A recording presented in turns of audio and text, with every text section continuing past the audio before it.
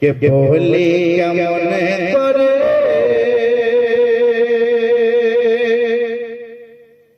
তোমাদের ওই আসরে, বলি কেমন করে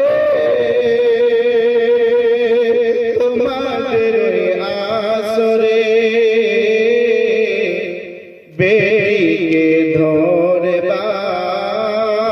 জীবন দাই কবরে, বেরিয়ে ধরে